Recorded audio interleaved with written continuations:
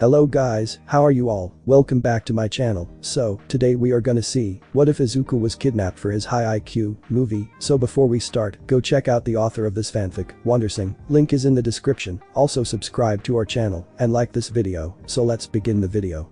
You see, they take an IQ test in school when they're 6. Why? They just do.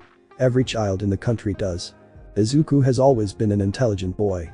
He spoke his first words at a late 13 months old, but what came out of his mouth was a full, impressively clear sentence, one which included the words please, biscuits, and thank you. It was very polite for a 1-year-old. Ever since then, Inko, like all proud parents, has known that Izuku is special. More than anything special. The IQ test is given when they are 6 years old, around 2 years after most quirks first show. It is long, but made of simple questions, ones which should be understandable, if barely, for young children. They're supposed to take it again in middle school and take another test in their first year of high school. At 6 years old, Izuku gets a high score. A very high score. Inko receives the report in the mail and spends a few minutes just blinking down at the letter. Then she calls Izuku down for a celebratory cake.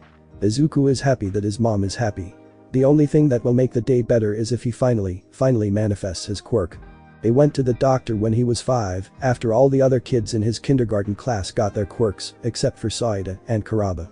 He had an inkling, at first, that maybe he's like them and simply doesn't have one, but Dr. Tubasa showed them an X-ray image of his foot. He's missing some kind of bone, so it's very likely that he's just a late bloomer, Dr. Tsubasa said. Still, most people at school have taken to treating him like he's quirkless. Which he supposes he is, at the moment. It's not bad. Really, he swears. Kaken is mean all the time, but he's particularly mean about Izuku's late quirk. Deku, he sneers at Izuku now, sparks crackling in his palms intimidatingly. Deku means useless. Kaken wouldn't actually use his quirk on him, Izuku knows, because Kaken isn't stupid enough to get in trouble like that, but Izuku does his best to look properly intimidated. Although Kaken might not be willing to use his quirk on others, yet, something in his mind whispers, he's more than willing to utilize his fists and sharp tongue. Izuku is a kind child and he can take Kaken's growing careless cruelty anytime, but he cannot stand Kaken speaking to other children like that. Izuku cries so much that it doesn't matter if Kaken drives him to tears, but the kids at the park or at school. It matters a lot to him if Kaken makes them cry. He stands up to Kaken when he is 6. They're at the park near his house. It doesn't work. Deku doesn't even have a quirk. One of Kaken's friends laughs as they walk away. And he thinks he's so great cause of some dumb test. It's not dumb, Izuku mouths to himself. From where he lies on the grass, Izuku can't see Kaken's face. He imagines his once friend is grinning. The quirkless boy he tried to defend, one from another school because Kaken won't risk somebody at their school telling a teacher, and Izuku won't tell because he isn't a tattletale, scrambles away, not bothering to thank Izuku or help him up. He sits up by himself, squinting away from the setting sun. It's almost time to walk home, only a few streets away. His mom thinks that Kaken will walk with him, but of course Kaken doesn't. She doesn't know that they haven't walked home together since when they were 4. Except Izuku doesn't get a chance to go home. He won't for a good long while. A shadow falls over him and he looks up. You're supposed to be clever, aren't you, Midoriya-kun, the man says softly. His eyes are black. Walk with me, the man says. Izuku sits there, frozen, for a moment. There is something strange about this man in his plain hoodie and running pants. He looks like any other common pedestrian of Musatafu, but every inch of Izuku is begging for him to scream and run. The man bends down to pick up a pebble. He tosses it up. And then he breathes out gray vapor and the pebble falls back to the earth in little drops of molten rock. The man does not seem to even notice the steam rising from the remains of the pebble or the cloud of gray misting around his throat, burning his clothes, but not his skin. His eyes are black and mean and blank and dull like death, and Izuku understands. He understands the threat very well. He thinks about calling after Kaken and the others, but bad things will happen if he does, he knows. He should yell. He should scream for help, hope for the heroes to come save him. But this man, Izuku realizes, is more than willing to use force to get what he wants. And what he wants right now is Izuku. The other people in the park don't notice what's happening. Nobody glances their way. He wonders what will happen if he jumps up now, sprints away to the group of conversing mothers there, or the teenagers by the bench who look scary, but surely will help him. No, he already knows the man will exhale his deadly breath and kill everyone. And then he'll probably find a way to take Izuku away anyway. Izuku's too clever for his own good, so he stands. When the mean-eyed man in the hoodie turns and walks away, he follows. Do cold case. She goes to the Bakugas first. Little Kitsuki opens the door, wearing his usual grumpy scowl, hands stuffed in his pockets. Why the hell would I know where that useless Deku is? He complains. It's not like we're friends anymore. Inko stares down at him. She knows that Izuku and Kitsuki are going through a tough period. Izuku hasn't asked him over in months, but to hear that they aren't friends. Not anymore. And useless Deku? That's new. You didn't walk home together? Inko asks, wringing her hands anxiously. Hell no, Kitsuki says, and slams the door. Itsuki flings it open again moments later. Apologize, brat, she orders. Itsuki rolls his eyes. Sorry, auntie. No, Inko says reflexively, it's alright. But do try not to swear, okay, Kitsuki-kun. Itsuki does not answer. He looks grumpier than before. You coming in? Mitsuki offers. No, Inko says. It's just that Izuku's supposed to be back at 5, it's 5:30 now, I got a little worried. Itsuki looks concerned. Your kid doesn't usually stay out late like that, does he? I could be overreacting. Inko tries to smile at her. You know I worry too much. And there was that one time with the abandoned cats, Izuku was back reality. Itsuki pats her arm. I'm sure he's fine.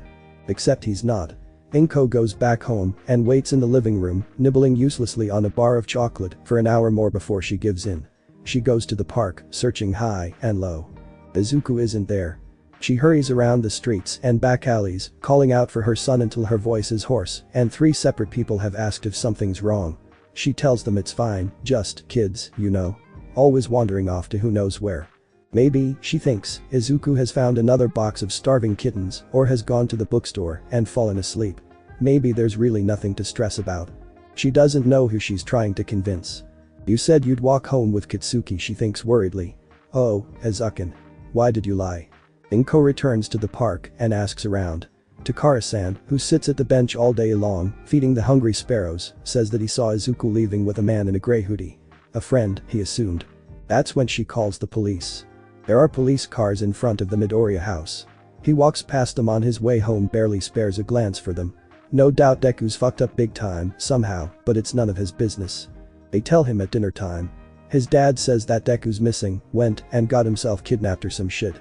Mitsuki tries to give him a hug. Itsuki blows up her favorite teacup. Old hag should know better. Nobody'd want to take Deku, he roars over Mitsuki's shouts. Deku's nothing. He'll be back. Betcha he just got lost like the Deku is. But even stupid Deku wouldn't get lost for an entire day, he knows. At school, they look at him with dumb expressions, like they think he's upset. Like they think he's weak. He and Deku aren't even close. Why the hell should he care if Deku's gone? He explodes a classmate's notebook after the first week and they stop with the freaky stares. The teachers, however, they're the worst. They bring flowers and everything, and they even schedule an assembly where they talk and look sad, and everyone's supposed to stay silent for a full minute. In respect, they say, like they somehow know that Deku's dead. Bunch of bastards. Shitty adults never really cared about Deku anyway, just his smarts. He remembers them ignoring Deku, dismissing him because Deku's quirkless and useless and always has been. And then there was the exam, the long one, where Deku got top scores and suddenly Deku started being praised and fawned over and everything. Two-faced, a lot of them. Now, whenever he goes out, Deku's everywhere. They've stuck missing posters on every flat surface, put his face on TV, a bunch of policemen promise they'll find him, but Kitsuki knows they won't. Deku will find his way back before then, because Deku's a tough bastard. Always has been. He stuffs the red ball, the one they played with on the day Deku vanished, in the back of his closet. Fatty and Freaky Fingers ask about it and he snarls back with something unimportant. Eventually he tells them he blew it up. They believe him. He gets taken to the police station after a while when they find out he was there that day. They ask him questions like did he see anyone suspicious, were he and Deku friends? He tells them a resolute no for the latter. They look at him pityingly, too. Assuming bastards. Then they tell him that the kidnapper, a tall man in a ratty hoodie, took Deku right after Kitsuki and his friends left him lying in the dirt. Sometimes, he wonders what if he had stayed. For just a minute or two more, or maybe several. Maybe that would have been enough.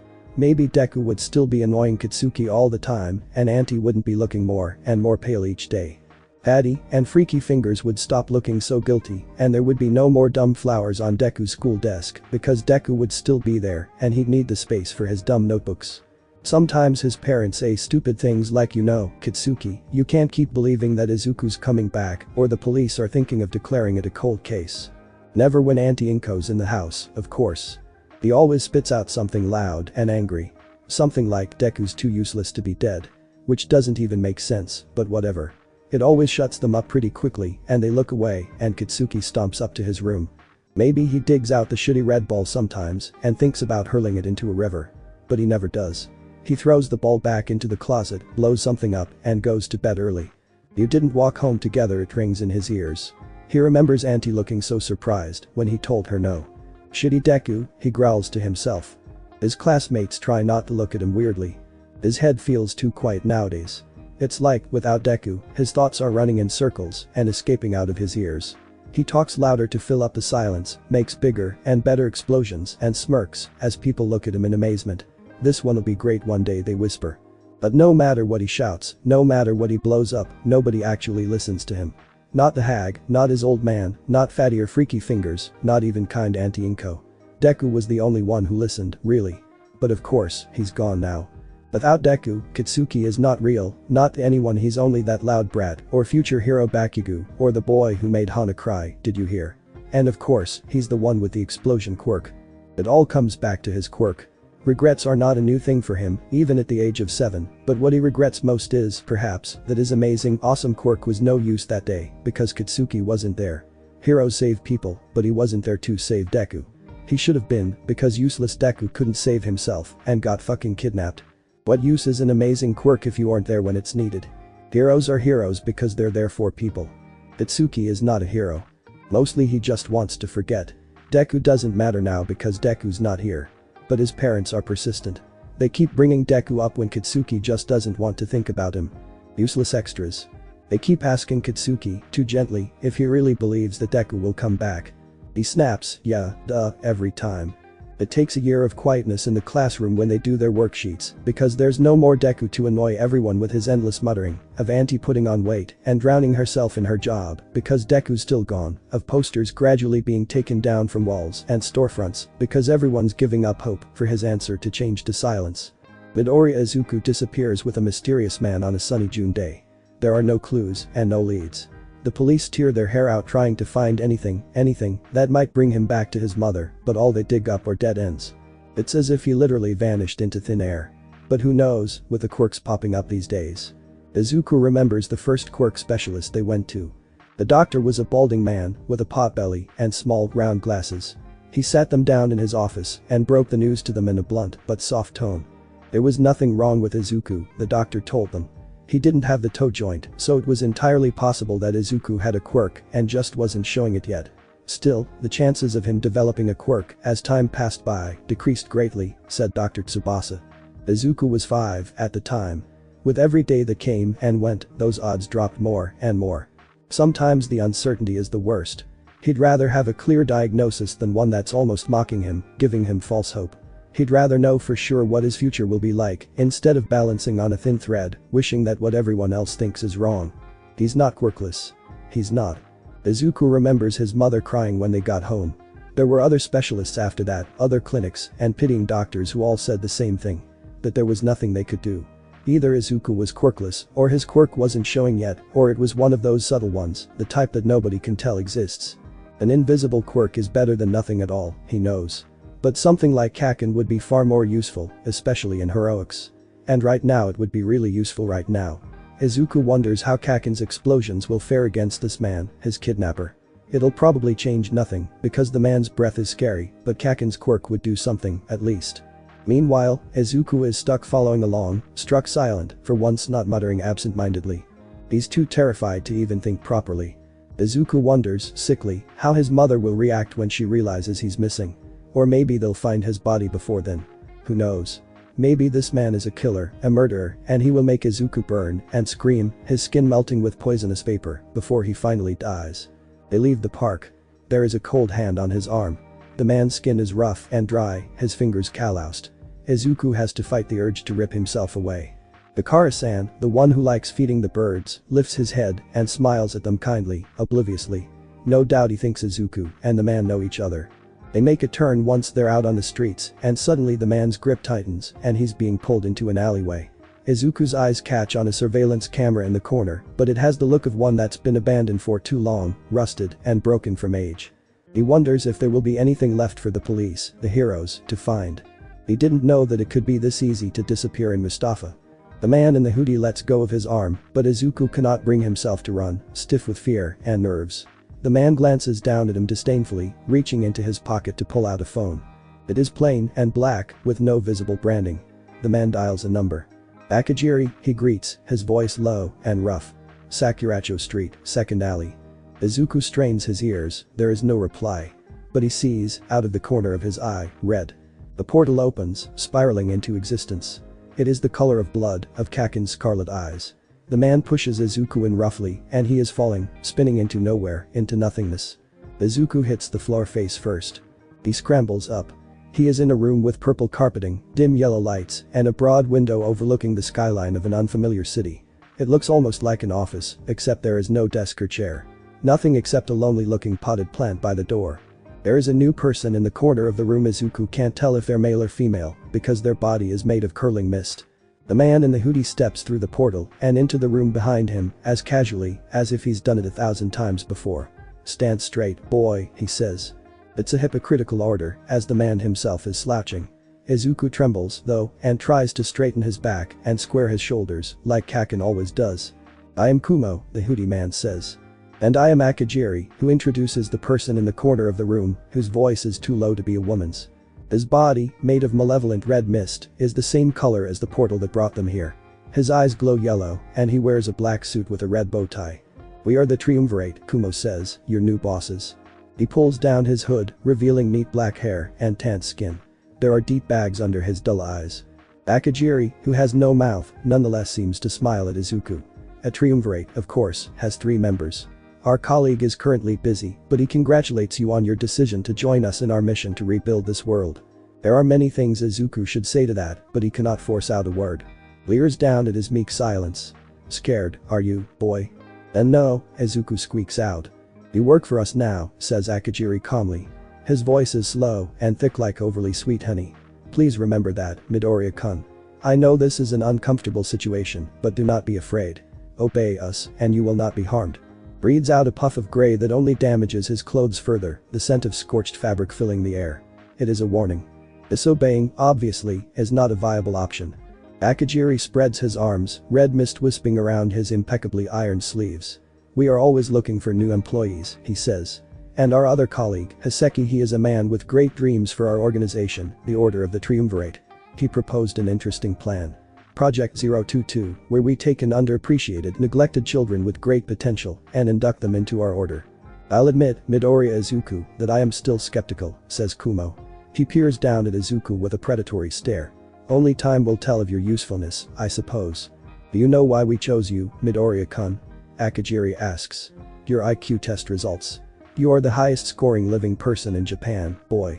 And yet the world dismisses you because you are quirkless." Izuku's bottom lip quivers.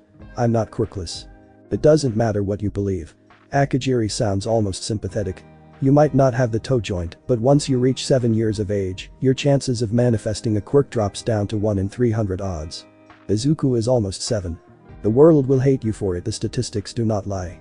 Most quirkless people never get a job, did you know? 50% are dead before their 30th birthdays, by suicide and hate crimes, and many other things. You should be thanking us," Kumo says.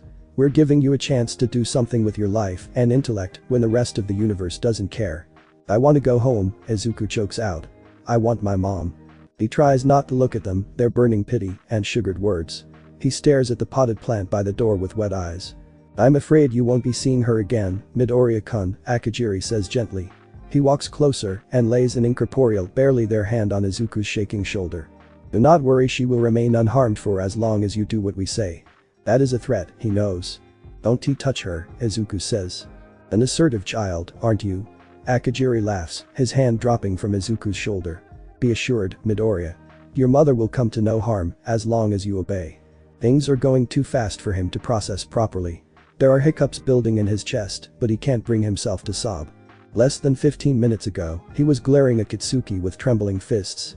Now he faces a different kind of cruelty, one that will not hesitate to slit his throat should he prove to be a bad investment, Izuku knows.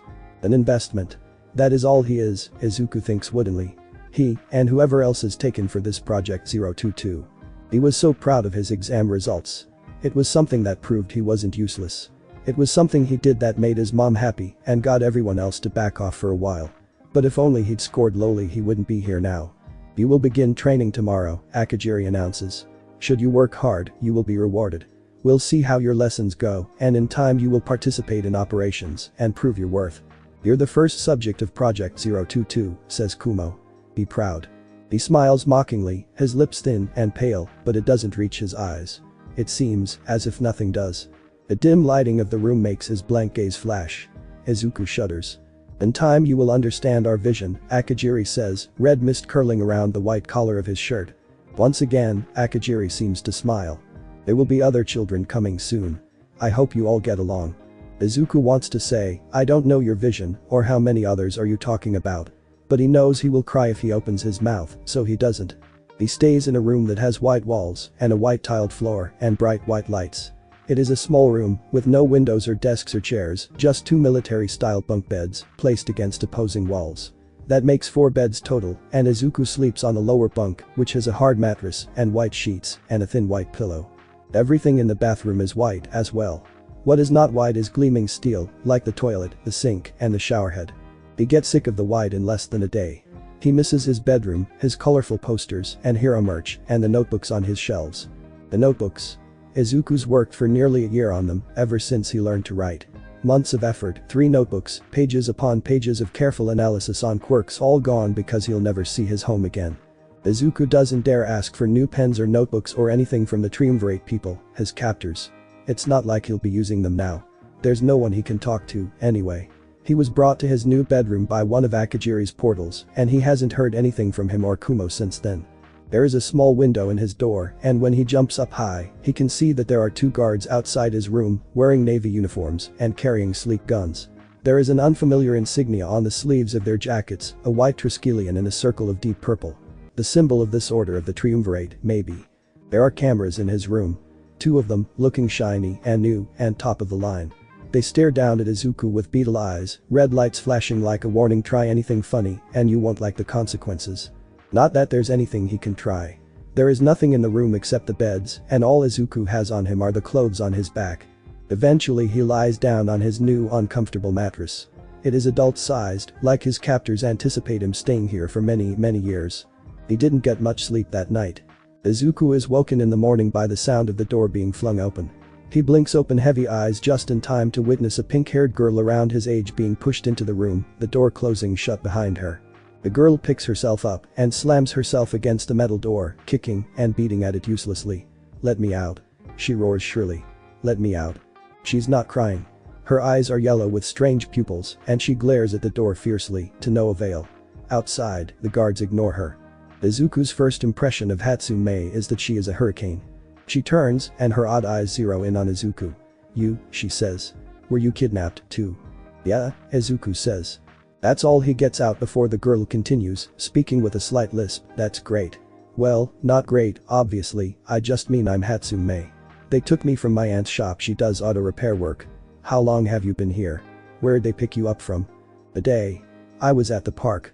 That Kumo guy came, right? He's so creepy. When Auntie comes she's gonna kick his butt. But until then, we gotta work on an escape plan. Can't let Auntie do all the work, yeah. Mei's stubborn optimism is contagious, and Izuku finds himself smiling back. Something like an hour passes. He really wishes he has a watch before somebody knocks on their door politely to give them breakfast. Their meals, white rice with veggies and soup and a paper cup of water, are served on plain plastic trays. Everything is taken away in what he guesses are an exact 20 minutes, even as Mei complains that she hasn't finished her miso yet. Training does indeed start that day, like Akagiri said. The guards open the door again sometime later and lead them out. The hallways have white walls and white tiles, too, giving the whole place the look of a normal office building. They are taken to what looks like a gym. There, they meet a woman who wears a yellow blouse, black skirt, and high heels, who has short brown hair and oval glasses. Her name is Taya. She has some kind of analysis quirk, Izuku thinks. She makes them take off their shirts and spends a few minutes just carefully examining their bodies with a nearly obsessive gaze. It makes him squirm, but he remembers Kumo's lazy reprimand and doesn't slouch. Acceptable, Taya declares after poking at the muscles of his legs. It's ticklish. Izuku is a good runner, he supposes. He has to be, with all the times the bullies at school chase him. Too pale, Taya critiques while she pinches Mei's cheek. Do you spend all your time in front of a computer screen, girl? No, let me guess, the TV. She tuts, almost like a disapproving aunt. She tells them to run 3 laps around the room. Except Mei can't keep up, and when Izuku starts slowing down to keep pace with her, Taya tells him to leave her behind. There is an awkward stretch of time after he finishes, as Izuku stands nervously next to the woman, watching Mei dragging herself determinedly through the last lap. Oh, boy, Taya sighs, looking disheartened. She will be their primary physical instructor for the next few years, she says after Mei finishes. She expects them to work hard, or there will be consequences. Taya makes them do sit-ups, jump roping, and more running that day, tiring, but not too bad. Almost like PE class. There are push-ups, neither Izuku or Mei can do a single one. Then there is an hour which Taya uses to teach them how to punch. They stand in front of a punching bag, and Taya shows them the basic form, how to position their wrists, how to throw their weight into a hit. For a woman of her slim figure, she is surprisingly strong. Taya punches, and the whole bag swings back. It is a strange sight, as Taya is wearing heels, makeup, and a skirt. Izuku and Mei each take a different punching bag, and they throw hits, as Taya counts, 1 2 1 2 1 2 1 2. He punches hard, but clumsily, feeling his knuckles going numb, and knowing that they will bruise later, but not daring to stop. Mei, on the other hand, does not seem to be taking Taya seriously. She moves unenthusiastically, barely working at all. Izuku steals glances at Taya's face, which looks more and more unimpressed the longer she watches Mei. When they stop for a water break, the first thing Taya does is slap Mei across the face. He isn't even surprised. The smacking sound seems to ring in his ears as Mei's head snaps back, her hand coming up to cradle her cheek. Lesson 1, Taya says, voice now cold. When I tell you to do something, you do it with 100% effort. And when I talk about consequences, I mean it. Mei goes without lunch that day. Her tray is still given to her, but it is mockingly empty. Izuku avoids her gaze as he eats his own meal. He gives her the 2 rolls he slipped into his sleeve later, turning away from the cameras in their room at an angle where he is mostly sure his actions will not be noticed. Mei smiles at him gratefully in a wavering way. She kneels down in the guise of tying her shoelaces, ducking her head so that her long hair hides the way her cheeks, once still horribly black and purple, puff out as she gulps down the food quickly. There is more training in the afternoon, and afterwards they are given the evening to themselves. They shower and sit on their beds, Mei taking the one opposite Izuku's, and they talk quietly about unimportant things. There is no more conversation about escaping or badmouthing Taya or Kumo or the rest of their captors. Izuku thinks that even Mei is a little afraid now that someone will hear and bad things will happen. 3 more children join them the next day, in the middle of another afternoon with Taya.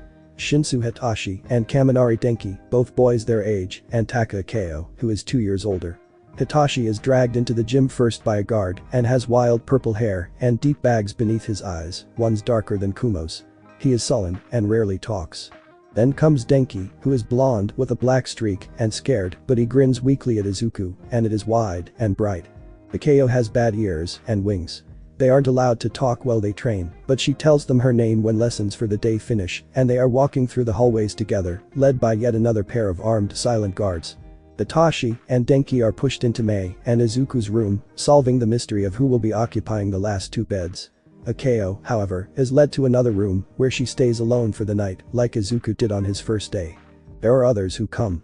They join in 2s and 3s, most days. Sometimes they arrive in training, and other times Izuku and his roommates' teammates, Taya calls them.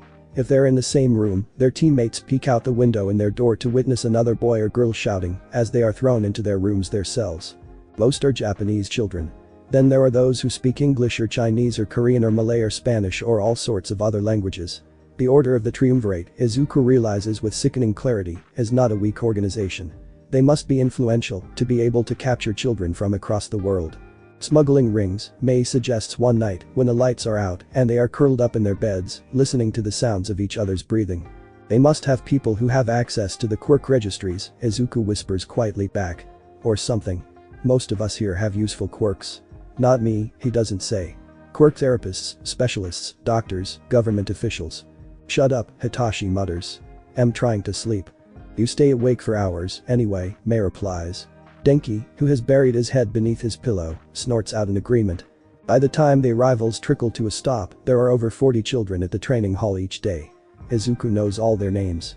There is Hana, who mouths rude words at the guards' backs, Yaoichi, who gets extra food because of his quirk and shares it with the younger children, Miki, who can't speak a proper sentence of Japanese but is trying very hard to learn, Kenji, who uses his quirk to make mosquitoes sting the triumvirate people. He tries more subtly after a guard finds out and breaks his arm.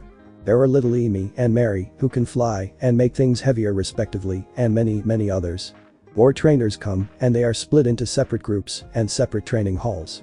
Kenji tells him about his instructor, Howler, and how he sends his dogs chasing after them if they move too slowly. He hears of how Emi cries one day when one of the hounds snaps its jaws around her calf, and how the infirmary is told to strap her down and not give her anesthesia as they set the broken bones and stitch her skin up. Izuku's team stays together under Taya, like all the other teams stay together. In a way, he is glad for her. She is not kind, nothing here is kind, but at least she is fair. She gives them breaks and tells Denki to take 2 days off after he catches the flu during swimming lessons. She doesn't make them practice their aim by throwing knives at each other or beating them until they learn like Yaoichi's instructor does. She isn't unnecessarily harsh. If they are good, she will talk to them. About how they are in the Kanto region, in Tokyo, maybe. And about everyday news, the local elections, how the weather is getting bad lately, how the plane that crashed near Hokkaido has been found. About politics and her associates and, sometimes, what the order really does. In moments when those of different teams can meet, little snatches of time where they can talk quickly, the others tell him about the one trainer who breaks Akatashi's jaw, how Shun disappears one day after he breaks down during training, and how Michizane, the oldest of them at 14, is found dead in the bathroom one morning, having hung himself. They are not called by those names in front of the triumvirate people, of course, as the guards and trainers will hit them if they do. They call each other by their new names. The ones that sound like villain titles. Only in the privacy of their rooms, where they are sure no one will bother to discipline them, do they refer to each other by their original ones. Taya chooses uncomplicated names for them. He's glad Kenji's is a long complex English word that nobody can pronounce, and they all hate it. Denki is called Flare. Hitashi is called Proxy. Mei is Q, because apparently Taya is a James Bond fan. Izuku himself is Kingpin. It's a weird name, and he asks Taya about it one day. Well, she seems to be in a good mood. We were each picked for different reasons, she says. Flare and Proxy for their quirks, Q for her mind and her talent with technology, and you purely for your intellect. I frankly don't understand what the triumvirate wants to do with you children, and I don't care. She shrugs. I just follow orders. Taya is usually talkative, but she is rarely this honest. Izuku catches the others, his teammates. He reminds himself, leaning in so they can hear better. Your names all have to do with what your role will be in this organization, Taya says to him. I'm guessing Q will be in charge of tech and support. Mei did, after all, hack into government files at the tender age of 6. The order took notice of her because of that, Mei told them. And her IQ results were high, as well, not even close to Izuku's, but still genius range. Flare and Proxy will be sent into the field most often. You might be, as well, but your selling point is your mind. You'll be in charge of operations, planning, and strategy. Every army needs a good general. You'll be groomed to be the leader of this team, and if you work hard, you'll get to be high up in the ranks, and you'll be near irreplaceable. Irreplaceable. That's what Izuku wants, needs to be. It lowers his chances of being vanished like Shun was, gives him leverage, and buys him time to escape. He's sure he can come up with something. He's smart, he knows that, everyone tells him that. It might take years, it might take decades, but he'll find a way out of this order of the triumvirate, and he'll take the other kids with him. I'll confess, I've grown fond of you. Taya gives him one of her rare thin smiles. Become essential to this organization, prove yourself a good investment, and hopefully you won't die. That's why your name is Kingpin. Izuku nods, and they get back to work. They will never be a combat-oriented team, not like some of the other groups. That's alright. Combat isn't everything to crime, anyway. Izuku is learning he loves heroes, he does, but with every lecturing talk that Taya has with him, it becomes more and more clear that the real villains are those that stay low and work behind the scenes, not the flashy criminals that many pro-heroes chase. Maybe, when he gets out of this place, he will become a hero that deals with these sorts of serious crimes. Or maybe he'll join the police. Taya talks about the police force in negative tones. This detective ruined that operation. The insider they had in that precinct turned out to be a spy on them. This villain and that criminal were arrested. What a pity, they were pretty decent guys. Izuku didn't understand, at first, how any villain can be described as decent, but he thinks he does now. Taya is a criminal, too, after all, and she's nice to him. And they are all being trained to be villains. How many other criminals were forced into their positions? How many others are good people? Sadako confesses to him one day that she is afraid of forgetting her name. They are walking in the hallways. There is no one accompanying them because they all know the way from the training halls to their rooms by now, and because the triumvirate people seem sure that none of them will try anything anymore, not after they killed a whole team for trying to dig a hole through a wall. And jump out of the building. Aya says that they killed that group's families, too. All of them, their throats slit in the middle of an unsuspecting night. Sadako says in a hushed tone, Mary's already starting to forget hers, I think. I don't think she remembers that Emi is her sister. Izuku wavers, because this is something Kaken has always said was useless, but he knows it isn't, so he says, I have an eidetic memory. What's that? It means I'll never forget anything, Izuku replies. He smiles hesitatingly up at Sadako, who has unnaturally long limbs and is 2 heads taller. So you don't have to be scared of forgetting your name. I'll remember for you. He rarely stutters now. Taya says that big boys don't stutter. Sadako looks relieved. He makes her swear not to tell anyone. Word still gets around, though, because one day Mickey comes up to him and mutters in broken Japanese, my mom is Angelica. She's a maths teacher. And my brother's called Joe. Hana says, my family lives in Miyagi. My dad's phone number is 0229 to 239,506. I got bullied for my quirk, Hitashi says quietly. Everyone said that brainwash was a villain's ability. I guess they were right. Izuku doesn't know what to say to that. That night, they all pile into Hitashi's bed, him and Mei and Denki, sprawling on the thin mattress in a tangle of limbs while Hitashi complains. They sleep well. I was in an orphanage, Hana tells him. I have a big brother, Yuri, but he was adopted so we haven't met in a real long time. I was supposed to go to a concert before they took me, Yaoichi, who is 11, says. Do you like rock music? I do. And I've got 2 sisters, they're in college. My best friend is Korean, his name's Sungayan, and he hates kimchi. I was rescued by Ingenium once, Kenji reminisces. He was super cool, like, pow. And the robber went down. He said I was really brave. I have 3 siblings, Denki says. 2 sisters and a big brother. Kyoko, Ryuha, and Ryoma. We have the same hair. We lived with our uncle, he's an electrician. Mom died because of a villain, Mei confesses. Her name was Hatsume, and I don't have a dad cause he left when I was small. My aunt's really cool, but I miss mom a lot. Emi says, Mary's my little sister. Mary says, Emi's my big sister. I want to be a hero, Akeo whispers. They are important things, things that the others want to remember, but are afraid of forgetting. So, Izuku remembers them. And every morning, when he goes to the bathroom to brush his teeth, he stares into the mirror and tells himself, your name is Midoriya Izuku. Your mom is Inko, and you once had a friend called Bakugo Katsuki. You like Katsuden. You're going to escape one day and become a hero like All Might. It is almost cruel that he can vividly remember his mother's long green hair, the way she hugged him when he cried, the smile she always got when she cooked. They are important things, things that he cannot have anymore, things that he cannot forget, and, as the days pass by he isn't sure if that's a good thing or not. The lift is broken. He can't understand how. Shouldn't a criminal organization have better building maintenance? Izuku takes the stairs. It's slow going, as he has to stop every flight or so to wait for Mei to hack each surveillance camera one by one. She's not supposed to do that, she's not supposed to be able to do that. And if anyone finds out, well, the consequences won't be pretty. But Mei has always been good at being rebellious, and she's been finding ways past the restrictions the order has set in her laptop since she first got it half a year ago.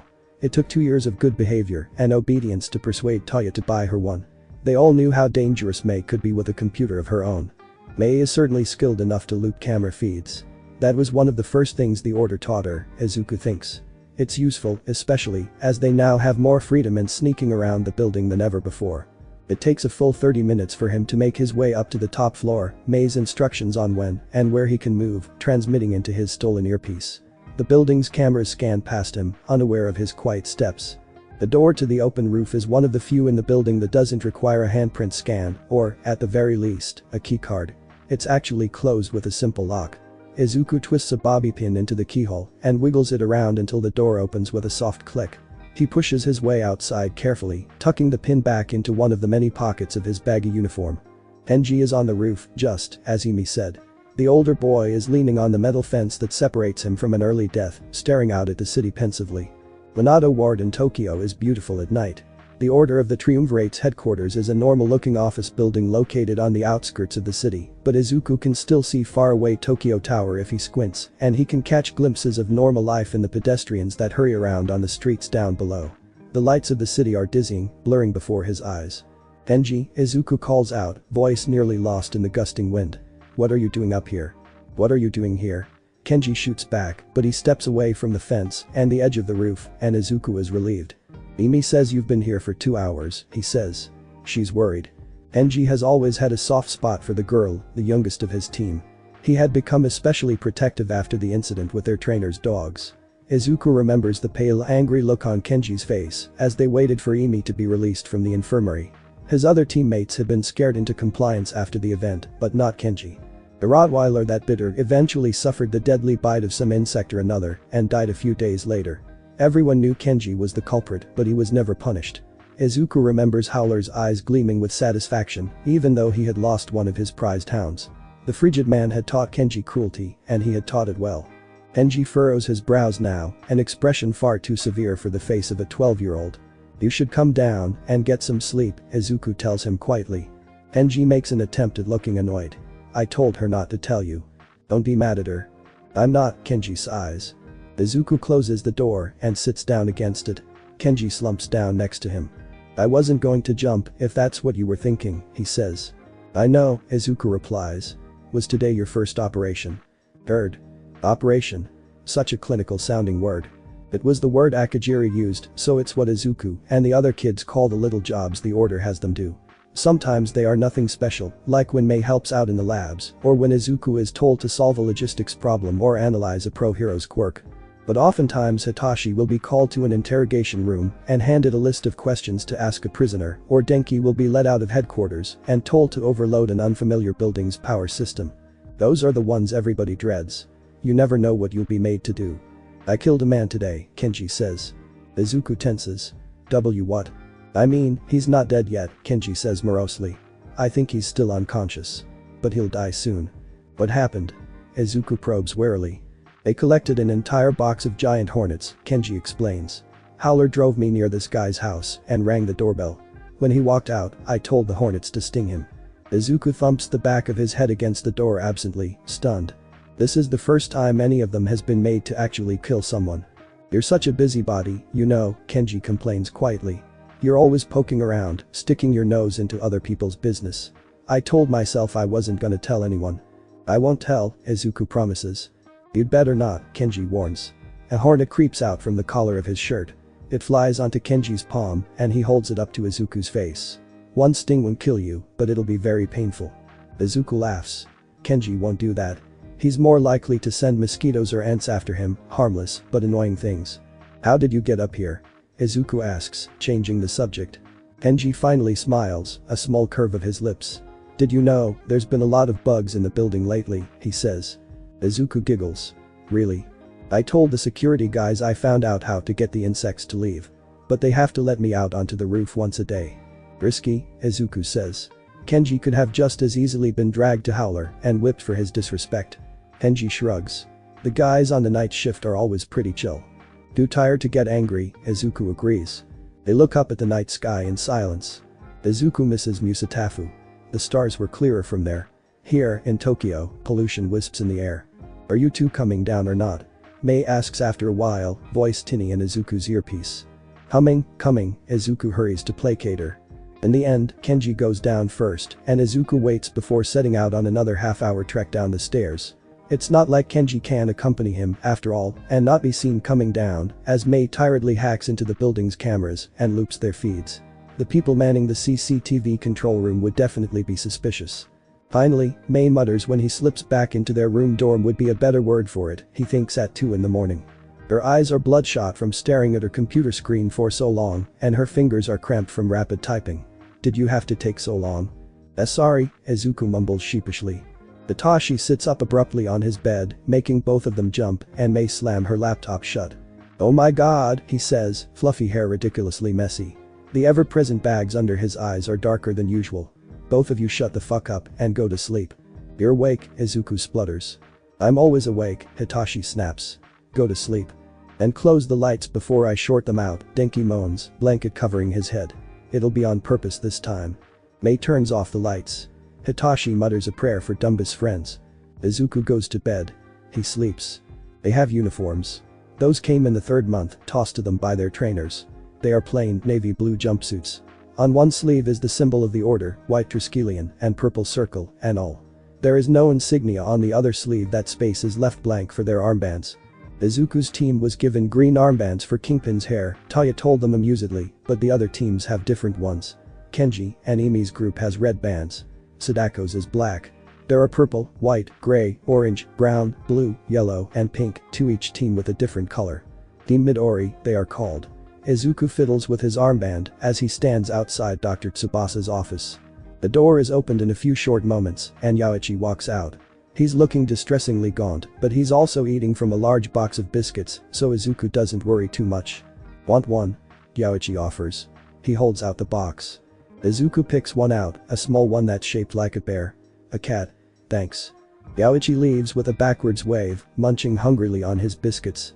Izuku waits until he's licked the crumbs from his fingers, leaving no evidence that he's eaten anything, before entering Tsubasa's office. The doctor won't be happy if he finds out Yaoichi's been sharing his food. Yaoichi needs to eat more for his quirk, after all. Still, Izuku can't help but wish he had snuck out a few extra biscuits from Yaoichi's box. He and the others had really messed up in training last week, failing in the weekly mission simulation. It was a heist one. Izuku hates those. His stomach grumbles. Punishment is to cut food portions until further notice, nothing but energy bars to get them through the days. Izuku despises energy bars, especially the ones that come in lonely packs of 2. The only one who hates them more is Hitashi, who needs all the food he can get, considering he sleeps so badly at night. Izuku is convinced it's a side effect of his quirk. There's no reasonable explanation otherwise. Tsubasa greets him with a twitchy smile. The doctor is always twitchy around him. Hey, Tsubasa, Izuku addresses coolly. He doesn't call him sensei. Tsubasa allows it from him. Alright, so he might be a little bit bitter. He has a right to be. Tsubasa, after all, is the one who got him kidnapped. Hello, Kingpin, Tsubasa says. His hands are sweaty. How are you feeling today? Alright, Izuku lies, sitting down on the chair facing Tsubasa's desk. His stomach growls pointedly. Tsubasa gestures nervously to the tin can filled with organic lollipops on his desk. Help yourself. Izuku unwraps a grape-flavored one, then spitefully empties the rest of the can, stuffing the lollipops into his pockets so that he can share them with his team later. It's childish pettiness that would usually come from Hitashi or Denki, but Tsubasa has always brought out the worst in Izuku. He pops the lolly into his mouth and sits straight-backed. Izuku returns Tsubasa's uncomfortable gaze with the blank stare he usually reserves for the guards that like to push him and the others around. Tsubasa coughs. Taya tells me you failed last week's heist simulation. Izuku sucks on his lollipop. Technically, Team Midori had failed together, but Izuku had made the plan, and the others had followed his lead like always, and it didn't work this time. So, yes, it's his fault that they're on energy bars for the foreseeable future. He nods. Yes. Well, then that's what we'll work on today. Tsubasa hands him a stack of worksheets and a pen. You have, 20 minutes for the first 10 problems. 10 problems, 10 pages. 20 minutes. Izuku gets to work. They're all the same, really. Different security systems of different houses and buildings, different quirks and skill levels to work with, different things to steal. But they're all the same. Having a high IQ doesn't make him smarter, Izuku's found out over the years. All he can do is understand things quicker and grasp things easier. It all depends on whether or not he can force himself to stop and think before rushing into things, and if he can plan fast and cleverly enough for it to make a difference. Tsubasa's job is to train him to do both and more. Tsubasa is a quirk doctor specialist, whatever you want to call it, one of the many in the order of the Triumvirate service. For the others, they meet with one of the doctors at least twice a week to train their quirks. For Izuku, who doesn't have one, he meets with Tsubasa to train his mind. The sessions are in the evenings, 2 hours each. They started after the first year, after everyone else pretty much gave up hope on escape or rescue, with a select few turning to subtle acts of disobedience instead. Usually, Izuku is given worksheets so that he can practice reading and writing at the same time. He knows that Denki and many of the others can't do either very well, not like Hitashi who learns so that he can do his interrogation operations, or Mei who surfs the internet for hours after curfew. He's lucky, in some ways, that support work is going to be his specialty. It means the order spends more time on teaching him the underrated things. Like literacy. Most languages are easy for Izuku, but understanding the words doesn't mean he can write well. It's why his worksheets are done in scribbles that resemble chicken scratch. It's not like he has the time or inclination to improve his handwriting. The day is a multilingual day. His first problem is written in Japanese. The second is in Arabic. Izuku hates many things. He hates writing in Arabic. Still a chicken, a fox, and a sack of grain. Logistics, strategy, and common sense. Izuku blurs through each question as fast as he can. This is your problem, Kingpin, Tsubasa sighs after he reads through Izuku's answers. You rush. He underlines a section with bright red ink. See, you overlook the size of the windows. Do you think a muscled man of 182 centimeters will be able to fit through a 250 mm x 260 mm window? It says he's a gymnast, Izuku reasons half-heartedly. But you don't know for sure if he can do it, Tsubasa says. You don't know his weight or waist size or exact flexibility. And you've given him only 8 seconds. Nobody makes windows that small, Izuku says. You must never rush into things, Tsubasa warns, not unkindly. It'll get your teammates killed. Do you want that? No, Izuku says, staring at his feet. Exactly. It's how you failed that simulation, isn't it? You didn't account for the fact that Proxy's target, a girl from Team Aoi, the ones assigned to defend the objective, could accidentally break his control by stubbing her toe on that rock. You should have, but you didn't, and that's why you failed. Izuku takes out the lollipop stick from his mouth and tosses it in the trash can in the corner of the room. It misses. I know, he says. I won't do it again. Work on that, Tsubasa says, and hands him a different pack of worksheets. It's maths this time. Your intelligence is no good if you don't stop using it. He's right. Tsubasa is usually right. In all the years they've known each other, Tsubasa has never lied to him, not about the chances he has of manifesting a quirk, not about how little he's worth to the order, not even about how his mom is doing back at their lonely little house. She's doing fine, Tsubasa says, gently but firmly. Always firm. She's been getting out more lately, he tells Izuku. Izuku hates him. So much. He leaves Tsubasa's office, leaving the door open behind him. It shouldn't give him this much satisfaction, hearing Tsubasa mutter about his knees as the old man gets up to close it, but it does. Izuku's allowed to be petty, isn't he?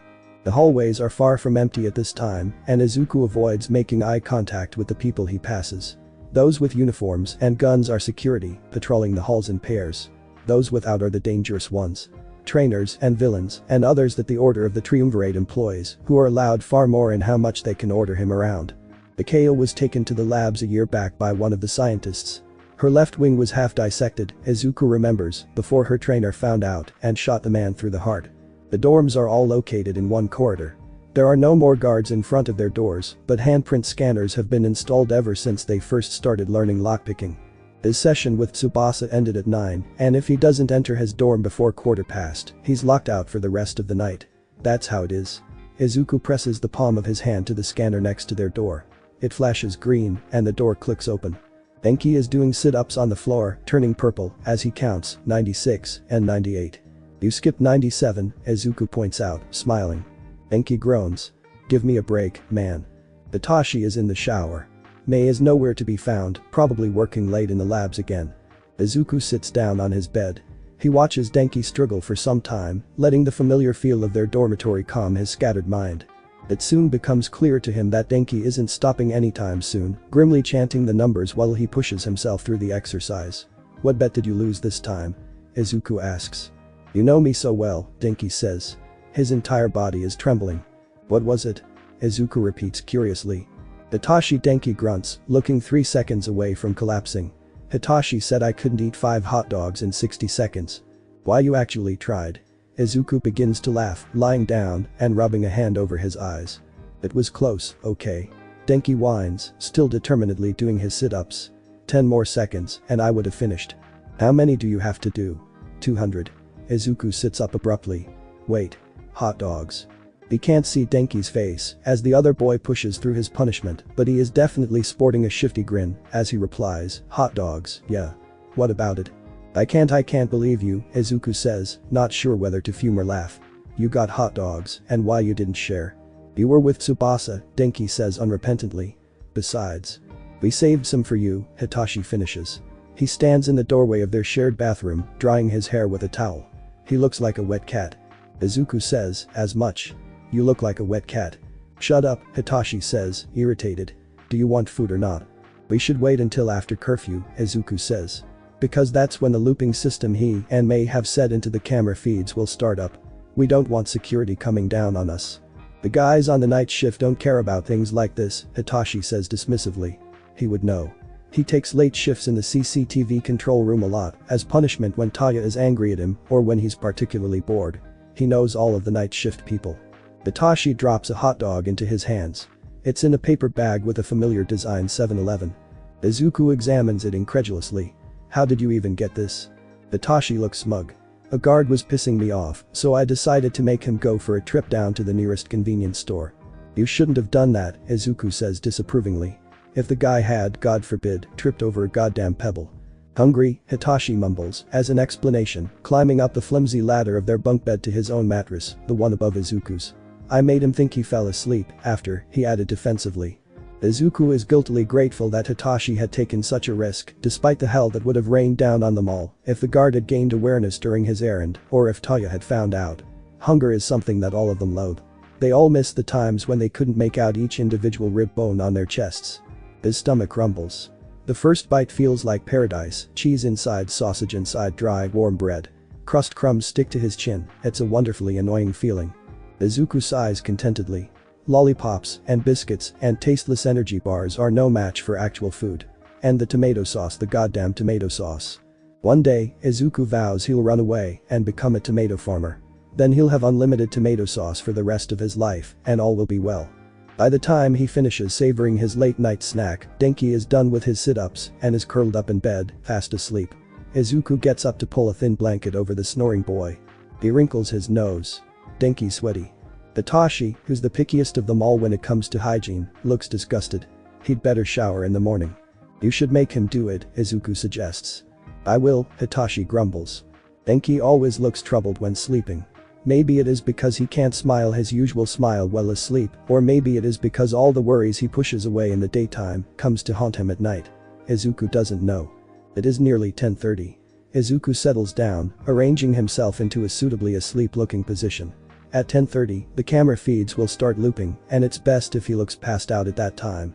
At 10:32, Izuku sits up again, feeling Hitachi doing the same as the frame of their bunk bed creaks noisily. Denki snores on. He unwraps another lollipop. Orange flavored, this time. He leans his head against the wall, closing his eyes as he sucks on bittersweetness. The walls of their dorm are not the same as they were 3 years ago when they were first pushed into the cell. Now, there is a scorch mark in one spot from the time Mei threw an untested smoke bomb, and Denki's posters, rewards collected from operations well done, are splashes of color against empty white. Hitachi got them a coat rack pinned to their bathroom door. Izuku himself has contributed a calendar, hung next to his bed. That one he got from breaking a man's arm, someone whose breath had smelled like weed, someone who'd no doubt done something to piss off the higher-ups in some way. Taya stood by, watched, and smiled. It almost feels like home. But it is a prison, and Izuku can't let himself forget that. Taya pulls him aside after afternoon team training and gives him the orders. This man, she says, showing him a picture. It's blurry, taken, as the target was running, leaping from one rooftop to another. We need him. He doesn't even have to do much. Just stand there and scream, wait for the unsuspecting pro hero to jump in, straight into a trap.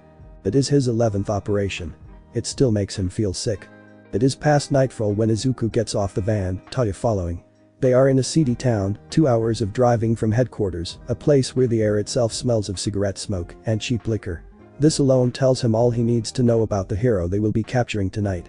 Normally, pro heroes stick to well-populated, respectable regions, where any fights that happen will receive good media coverage. Publicity is how they get their paychecks, after all. A hero who frequents a town like this, where nobody cares about anyone, is one of the good ones. This is a hero who cares. It makes Izuku feel even more like shit. He knows the corners of his lips are downturned and hopes Taya doesn't notice. Taya hands him one of her guns. It's a smaller one, easily hidden inside the pocket of the hoodie he was given for this assignment. If my first tranquilizer doesn't make him drop, you shoot him until he does, she instructs. We're not taking any chances here. We want him alive, but death is okay too. If Taya misses, or if the hero somehow has immunity to the brand of tranquilizer she likes to use, then it is best if the man dies before he can open his mouth to alert any other heroes near the area. Fights with pro heroes tend to get out of hand, and they always bring media attention. Attention, which is the last thing the Order of the Triumvirate needs. Best to end things quickly, capture or kill, either one acceptable. There is makeup heavy on his face, and his curly hair has been dyed a nondescript dark brown.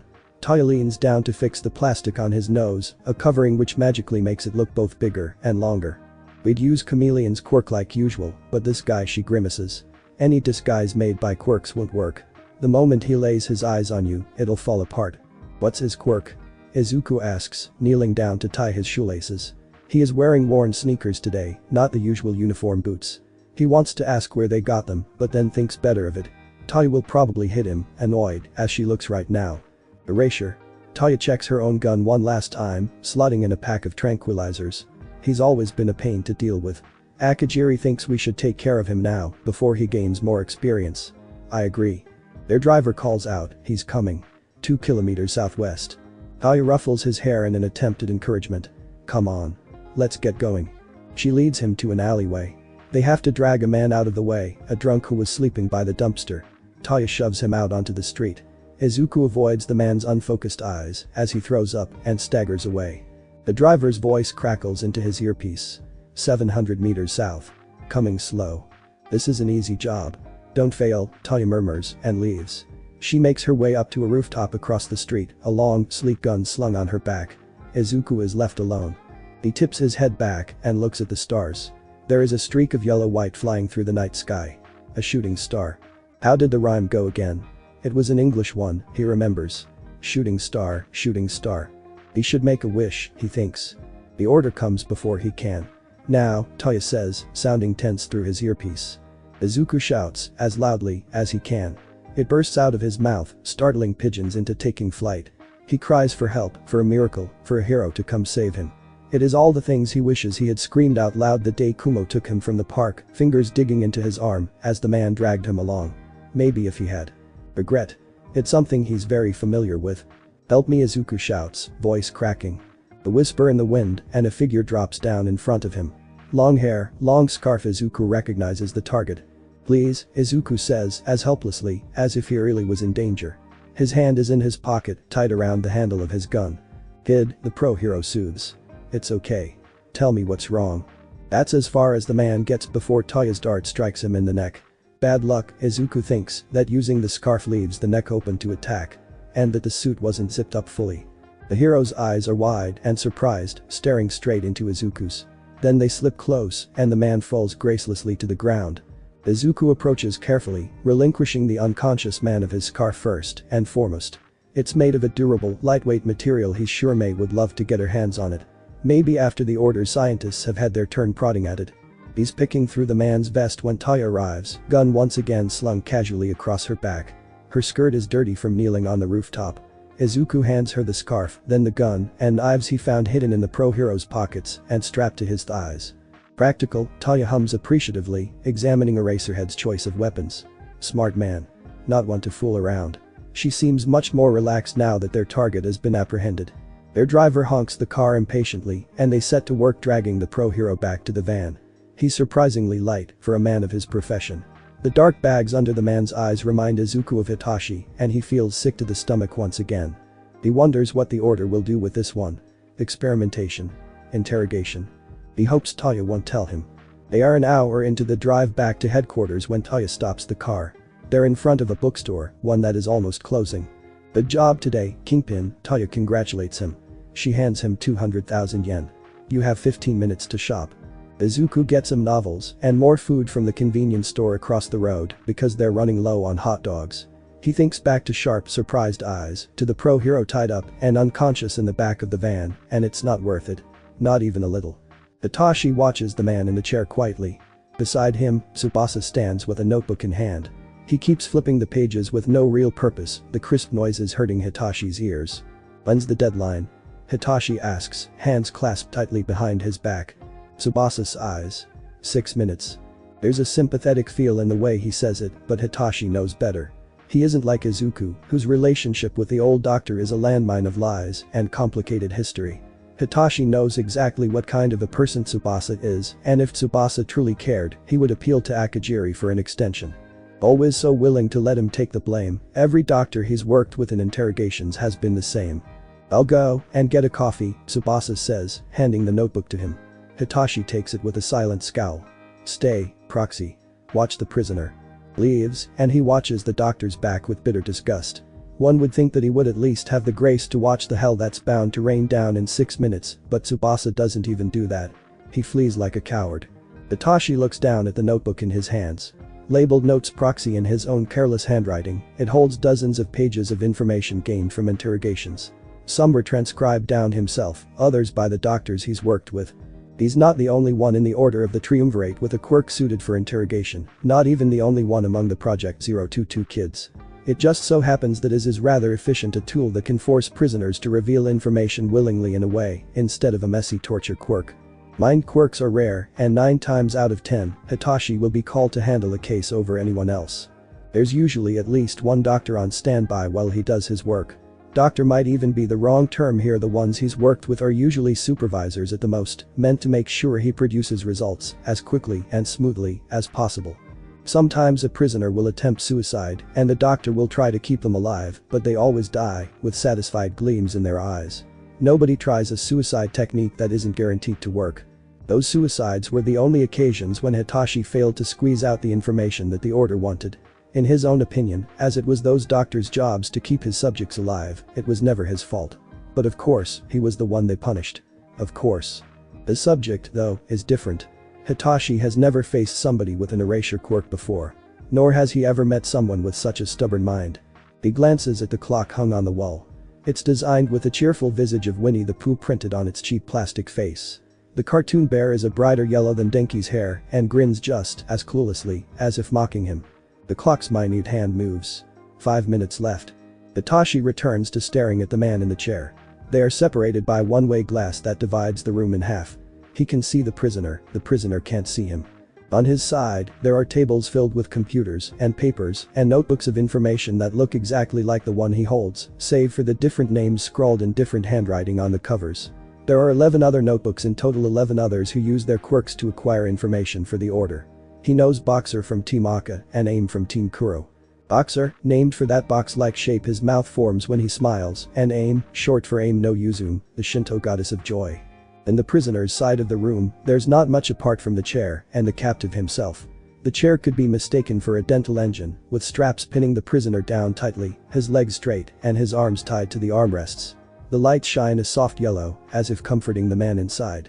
For physical interrogation, Hitashi knows those soft lights will be turned up to a setting that is near blinding. All the more discomfort for those inside, trapped helplessly in that chair. At least in this, Hitashi is glad that he handles most cases. His subjects rarely know pain other than that of a light headache. Or, in Eraserhead's situation, a pounding, aching migraine. He's been kept awake for nearly 3 days. 16 times, Hitashi has activated the electrocution system built into the chair. Not long enough to kill, but enough to induce moderate pain and muddle the mind.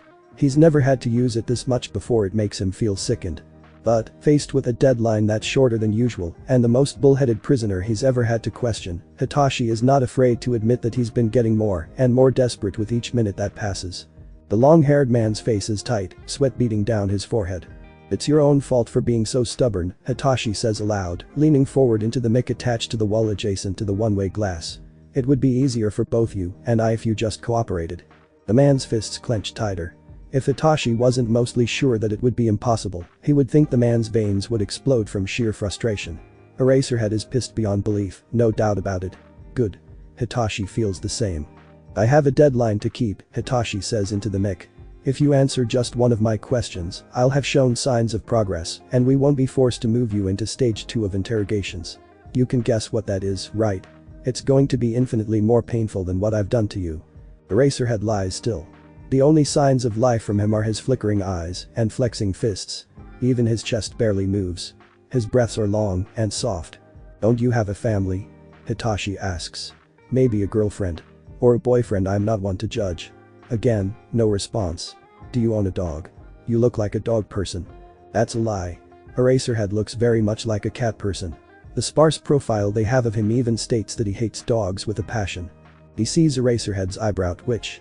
"If you give me what I want to know, I can make you forget this entire ordeal, and you can go back to your life." "I'm not lying." "Lie.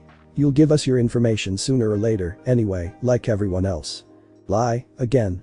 There have been exactly 6 of those suicide cases. Hitachi thinks about them often. Although Eraserhead is a pro-hero arrogant man and women who don't usually entertain the thought of self-immolation, he primarily works underground. And looks the type of paranoid to have hidden a pill and a hollow tooth or subtle poison under his nails, things that could have been missed by security. I'll ask you again, Hitashi says calmly, even as his heart thumps faster with each second that passes. Time is running out. But Proxy is cool. Proxy is always cool. Proxy does not panic. What is your hero name? He probes. Pause. Continue. What is your real name? Pause. Continue. How old are you? Pause. Continue. What hero agency do you work for? Pause. Continue. An endless stream of useless sounding questions.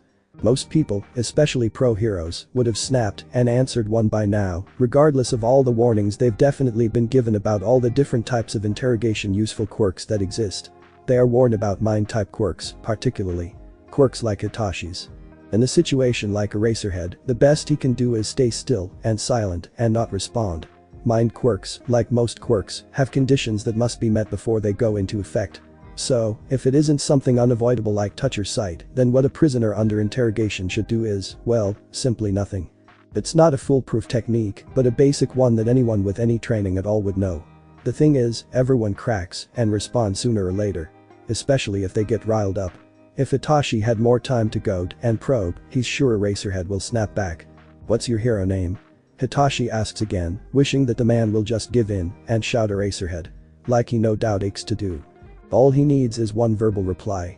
One, and Eraserhead is his. For a moment, he thinks that the man will answer. But the door clicks open before anything can happen, and Hitashi squeezes his eyes shut so tight he sees white. Fuck you, asshole, he breathes into the mic. It's too late now. You've just fucked us both over. He lets the mic go, not bothering to put it back in its place. It falls, bobbing up and down with a length of cord that connects it to the wall. He thinks he sees the barest hints of a smug crook of Eraserhead's lips. Any hint of concern or conflict that had been present because of Hitashi's obviously young voice had long since disappeared. There is no more sympathy for whatever poor brainwashed kid the pro-hero had likely concocted in his brain and linked to the voice that's been hounding for a reply non-stop for days. Honestly, Hitashi can't blame him. He turns away from the one-way glass. None of his subjects have ever been present for this part before. His past failures occurred when the subjects killed themselves. They were nothing more than corpses lying in that horrible chair, unresponsive no matter how loudly Hitashi screamed. He wonders if Eraserhead will be able to hear him, if the mic will be able to pick up the noises. Probably. The order only uses the best technology. It is Kumo today. Hitashi is surprised, though he doesn't show it. Kumo doesn't usually appear for things like this. A member of the Triumvirate, the three leaders of the organization, has better things to do than overseeing interrogations. He enters the room with soundless footsteps. Izuku is one of the best of the 22s when it comes to quiet walking, but Kumo is better. He's no doubt trained for longer, after all. Dr. Tubasa told me you have nothing, Kumo says quietly. His voice is as hoarse as always. Is this true? Yes, sir. There is no use for excuses. It is well known among the 22s that Kumo prefers conversation to be as concise as possible. To stammer out an explanation would only infuriate him. Holds out a hand for Hitashi's notebook. His cold fingers brush Hitashi's as the book is passed over. Hitashi shivers. Kumo flips through the notebook.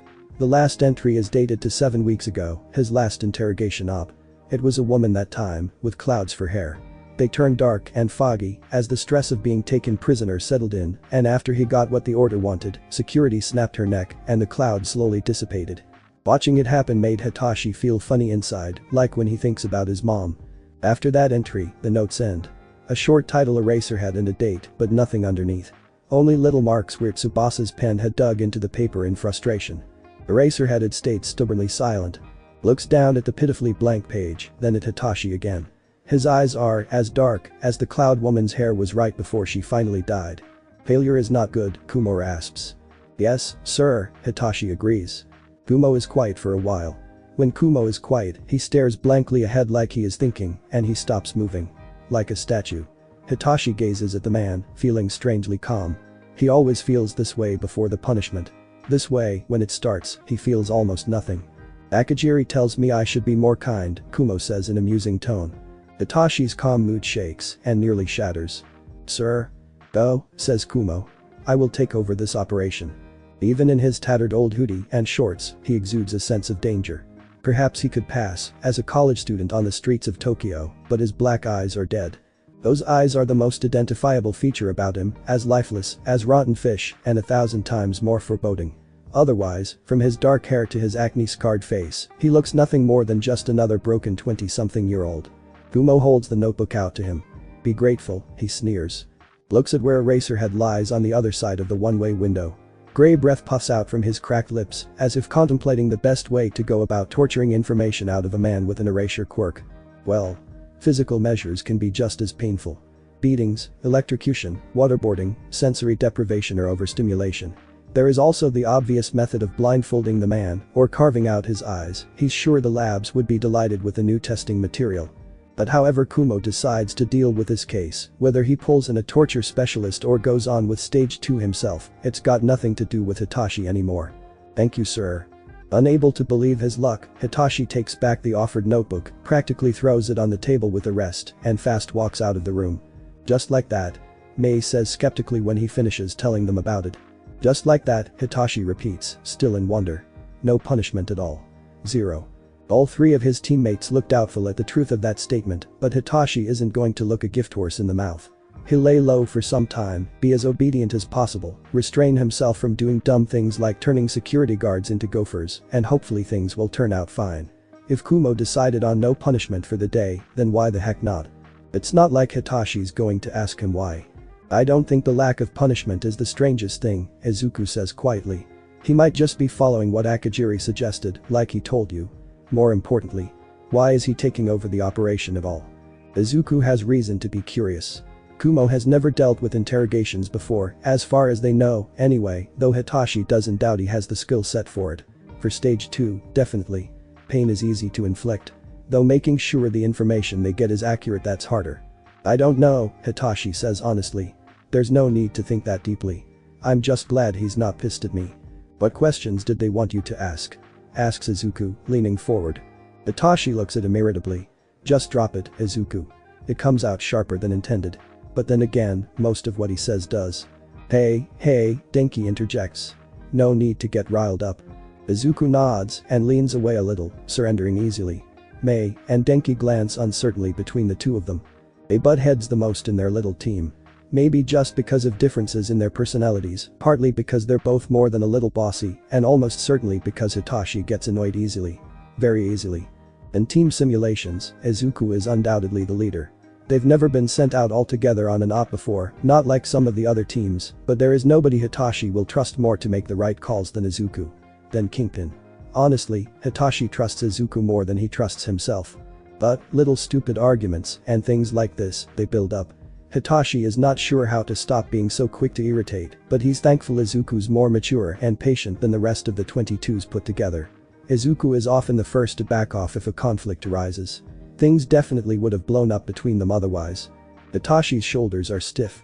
He's trying not to think about how differently this evening would have gone for him if Kumo had decided to be angry. Just drop it, okay? Hitachi tells them, a little softer this time. We don't need more trouble. Especially not so soon after we failed that exercise, Izuku concedes. They all collectively frown at how badly that had gone, just goes to prove that even Izuku's tactics aren't infallible. And exactly how hard Izuku's job, as team strategist, is. There's no reason to go poking around just to satisfy my curiosity, Izuku says, more to himself than anyone else.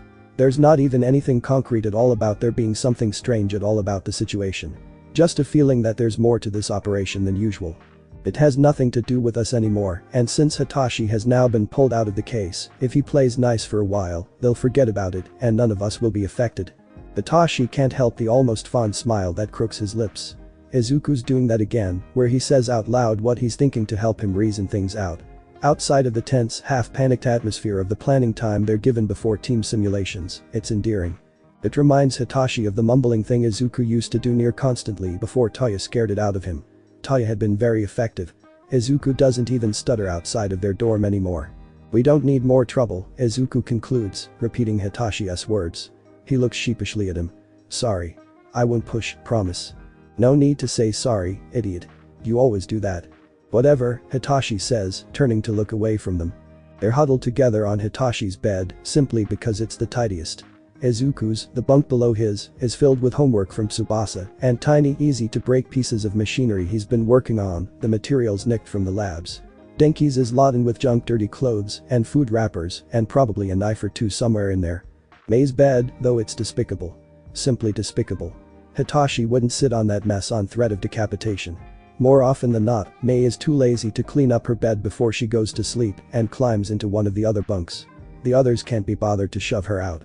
So, for lack of a better option, they laze around on Hitashi's mattress. I want to learn the guitar, Mei says, sometime later. It's enough of a change from their previous conversation topic that they all snort. Why so sudden? Denki then asks. Do you even have the time? Izuku points out. And, yeah, between regular training, quirk training, the labs, other ops, inventing, secretly inventing, browsing the internet, and whatever else Mei has in her schedule, she's probably the busiest out of the four of them. I'll make do, Mei shrugs. I might even give a try at weaponizing it. Imagine what we could do with sound waves in combat. Like present Mick. Her eyes gleam. It's nice to see Mei with that defiant spark in her eyes. Out of the four of them, she's probably changed the most since the earliest days of their capture. Not so loud anymore, for one thing. Still confident but more cautious and easily spooked. I'll get one the next time I finish an op, Mei declares. Learn off YouTube or something. It can't be that hard, Izuku says. Maybe I'll borrow it. At your own, Mei huffs immediately. Izuku rolls his eyes. They lie down one by one as lethargy takes over. At 10:30 curfew for the 22s, unless they're doing an op or something, the cameras start looping. But for the first time in a while, they're all actually asleep when it happens. It's more than a little cramped how they're lying. Denki's snores are as loud as ever and Izuku's half sprawled on top of him. Mei is curled up on the edge of the mattress, in danger of falling off. Hitashi manages to drag her back to safety a little just before he drifts off. Hitashi should have known it wouldn't last. The alarms start at nearly 3 in the morning. Hitashi knows this because he's facing the opposite wall when his eyes snap open, and the first thing he sees, past Mei's wild pink hair, is that stupid Winnie the Pooh clock Denki got from an operation a few months ago. Hitashi had, regrettably, let slip about the dumb thing in interrogation room 3, and the rest had found it undeservingly hilarious. Denki somehow managed to acquire a decent copy. The bear on their room's clock is laughing instead of smiling, which isn't much better. Izuku is the first to sit up because he's the only morning person out of the four of them. Denki groans, and Mei stirs. Hitashi, still lying down, meets Izuku's eyes, both of them alarmed and shocked into awareness, sudden adrenaline running through them. Izuku attacks, and then the world explodes. The end. Thanks for watching my video, and make sure to check out the author of this fanfic, link is in the description. See you next time, till then sayonara.